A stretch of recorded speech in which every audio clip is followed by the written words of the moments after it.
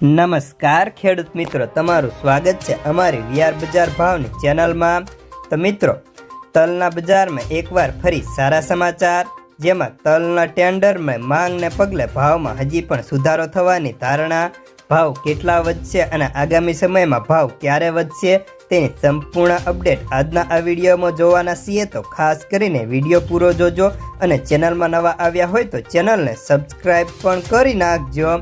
તો મિત્રો, વાત કરીએ તો હાલ કોરિયાના ટેન્ડરમાંથી 8000 ટન અને 2400 ટનના શિપમેન્ટ આ મહિને જ થશે, જેના કારણે તલમાં સારી ક્વોલિટીમાં માંગ થવાની ધારણાઓ છે।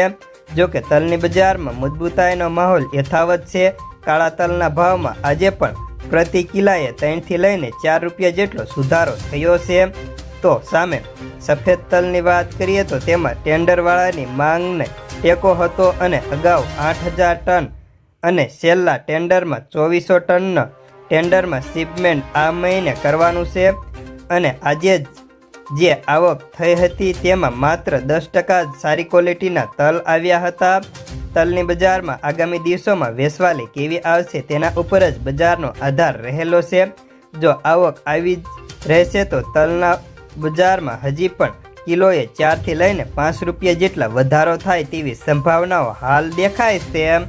તો ઊંઝામાં 2000 ગુણીની આવક હતી અને ભાવ સુપર ક્વોલિટીમાં 2050 થી 2100, ચાલુ ક્વોલિટીમાં 1700 થી 1800 હતા।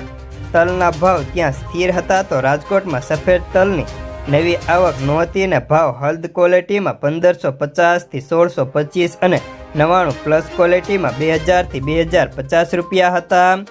જો કે રાજકોટમાં કાળા તલની 2200 બેગની આવક હતી અને ભાવ ઝેર પ્રીમિયમ ક્વોલિટીની અંદર 3750 થી 3825 હતા, જ્યારે એવરેજ ભાવ 3000 થી 3500 રૂપિયા બોલાઈ રહ્યા છે।